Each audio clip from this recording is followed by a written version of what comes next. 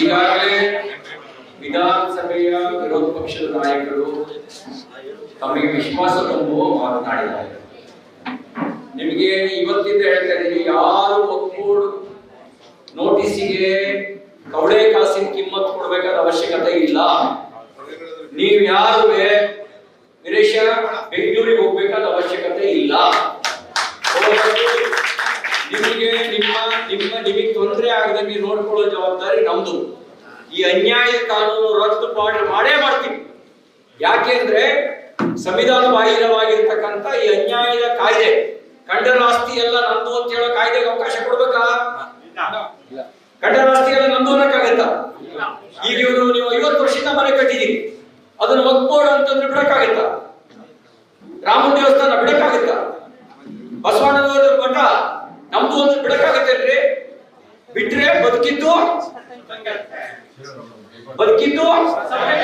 ಬಿಡ್ಬೇಕಾ? ಅದಕ್ಕಾಗಿ ಯಾರು ಹೆದರ್ಬೇಕಾದ ಅವಶ್ಯಕತೆ ಇಲ್ಲ. ಮುಖ್ಯಮಂತ್ರಿಗಳಿಗೆ ಆಗ್ರಹ ಮಾಡ್ತೀವಿ, ನಿಮ್ಮ ತವರು ಜಿಲ್ಲೆ ಮುಖ್ಯಮಂತ್ರಿಗಳು ತವರು ಜಿಲ್ಲೆ ಅವರು ಚುನಾವಣೆ ಮುಂಚೆ ಹೇಳಿದ್ರು, ಯಾವುದೇ ನೋಟಿಸ್ ಕೊಟ್ಟಿದ್ರು ವಾಪಸ್ ತಗೋತೀವಿ, ಯಾವುದೇ ಪಾಣಿಲಿ ಎಂಟ್ರಿ ಮಾಡಕ್ ಬಿಡಲ್ಲ ಅಂತೀವಿ. ಮೈಸೂರಿನಲ್ಲೇನೆ 3.5 ಎಕರೆ ಸ್ಯಾಂಕ್ಷನ್ ಮಾಡಿಸ್ಕೊಂಡು 13 ಎಕರೆ ಬೇಲಿ ಹಾಕಿರ್ತಾರೆ. ಎಷ್ಟು? 17 ಎಕರೆ ಬೇಲಿ ಮಂಜೂರಾಗಿಲ್ಲ. ಎಲ್ಲಿದೆ ಮುಖ್ಯಮಂತ್ರಿಗಳೇ ಕಾನೂನು? ಎಲ್ಲಿದೆ? ಎಲ್ಲಿದೆ ಸಂವಿಧಾನ? ಇಲ್ಲಿ ಸಂವಿಧಾನನೂ ಇಲ್ಲ, ಕಾನೂನು ಇಲ್ಲ.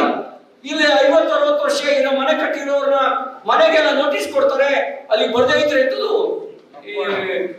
ಒಕ್ಕೋಡಿಂಗ್ ಮಾಡ್ಕೊಂಡು ಲೀಸು. ಯಾವ ಪುಣ್ಯನ ಆಸ್ತಿ ಅಂತ ಅವ್ರ ಹತ್ರ ಲೀಸ್ ತಗೋಬೇಕು. 30 ವರ್ಷ ಲೀಸ್ಗೆ ಹಾಕಬೇಕಂತೆ. ನಾವು ತಿಂಗಳವರೆಗೂ ಬಾಡಿಗೆ ಕಟ್ಟಬೇಕು. ಯಾರಪ್ಪನ ಆಸ್ತಿ ಅಂತ ಅವ್ರಿಗೆ ದುಡ್ಡು ಕೊಡ್ಬೇಕು. ನಾವು ಯಾರು ಹೆದರ್ಬೇಕಾಗಿಲ್ಲ. ನಿಮ್ಮ ನೆರಳಿಗೆ ಭಾರತೀಯ ಜನತಾ ಪಾರ್ಟಿ ಇದೆ. ಅದಕ್ಕಾಗಿ ನಾವೆಲ್ಲರೂ ಬಂದಿದ್ದೀವಿ. ಧೈರ್ಯವಾಗಿರಿ, ನಿಮ್ ಪರವಾಗಿ ಹೋರಾಟ ಮಾಡ್ತೀವಿ.